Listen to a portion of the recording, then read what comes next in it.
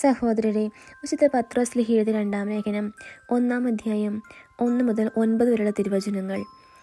യേശുക്രിസ്തുവിൻ്റെ ദാസനും അപ്പസ്തോലനുമായ ശിമോൻ പത്രോസ്, നമ്മുടെ ദൈവത്തിൻ്റെയും രക്ഷകനായ യേശുക്രിസ്തുവിൻ്റെ നീതി വഴി ഞങ്ങൾ സ്വീകരിച്ച വിശ്വാസം തന്നെ സ്വീകരിച്ചവർക്ക് എഴുതുന്നത്, ദൈവത്തെയും നമ്മുടെ കർത്താവായ യേശുക്രിസ്തുവിനെ കുറിച്ചുള്ള പൂർണ്ണമായ പരിജ്ഞാനം മൂലം നിങ്ങളിൽ കൃപയും സമാധാനവും വർദ്ധിക്കട്ടെ.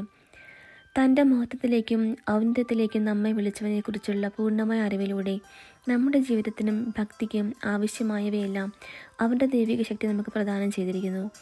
ദുരാശ മൂലം ലോകത്തിലുണ്ടാകുന്ന വിനാശത്തിൽ നിന്ന് രക്ഷപ്പെട്ട് ദൈവിക സ്വഭാവത്തിൽ നിങ്ങൾ പങ്കുകാരാകുന്നതിന് തൻ്റെ മഹത്വവും ഔന്നത്യവും വഴി അവിടുന്ന് നിങ്ങൾക്ക് അമൂല്യവും ശ്രേഷ്ഠവുമായ വാഗ്ദാനങ്ങൾ നൽകിയിരിക്കുന്നു.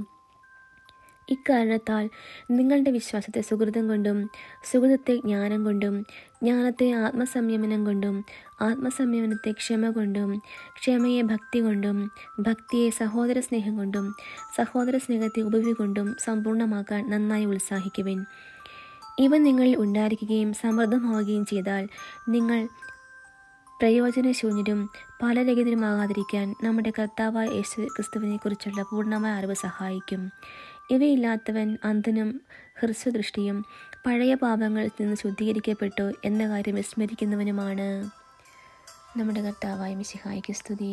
സഹോദരരെ, വിശുദ്ധ മർക്കോസ് എഴുതിയ സുവിശേഷം 7-ാം അധ്യായം 14 മുതൽ 23 വരെയുള്ള തിരുവചനങ്ങൾ. അവൻ ജനങ്ങളെ വിട്ട് ഭവനത്തിലെത്തിയപ്പോൾ ഈ ഉപമയെക്കുറിച്ച് ശിഷ്യന്മാർ ചോദിച്ചു. അവൻ പറഞ്ഞു, നിങ്ങളും വിവേചന ശക്തിയില്ലാത്തവരാണോ? പുറമേ നിന്ന് മനുഷ്യൻ്റെ ഉള്ളിൽ പ്രവേശിക്കുന്ന ഒന്നിനും അവനെ അശുദ്ധനാക്കാൻ സാധിക്കുകയില്ലെന്ന് നിങ്ങൾ മനസ്സിലാക്കുന്നില്ലേ? കാരണം അവ മനുഷ്യൻ്റെ ഹൃദയത്തിൽ പ്രവേശിക്കുന്നില്ല, പിന്നെയോ ഉദരത്തിലേക്ക് കടക്കുകയും വിസർജിക്കപ്പെടുകയും ചെയ്യുന്നു. എല്ലാ ഭക്ഷണ പദാർത്ഥങ്ങളും ശുദ്ധമാണെന്ന് അങ്ങനെ അവൻ പ്രഖ്യാപിച്ചു. അവൻ തുടർന്നു, ഒരുവൻ്റെ ഉള്ളിൽ നിന്ന് പുറപ്പെടുന്ന കാര്യങ്ങളാണ് അവനെ അശുദ്ധനാക്കുന്നത്. എന്തെന്നാൽ ഉള്ളിൽ നിന്നാണ്, മനുഷ്യൻ്റെ ഹൃദയത്തിൽ നിന്നാണ് ദുശ്ചിന്ത, പരസംഗം, മോഷണം, കൊലപാതകം, വ്യഭിചാരം, ദുരാഗ്രഹം, ദുഷ്ടത, വഞ്ചന, ഭോഗാസക്തി, അസൂയ, ദൂഷണം, അഹങ്കാരം, മൂഢത എന്നിവ പുറപ്പെടുന്നത്. ഈ തിന്മകളെല്ലാം ഉള്ളിൽ നിന്ന് വരുന്നു. അവ മനുഷ്യനെ അശുദ്ധനാക്കുകയും ചെയ്യുന്നു.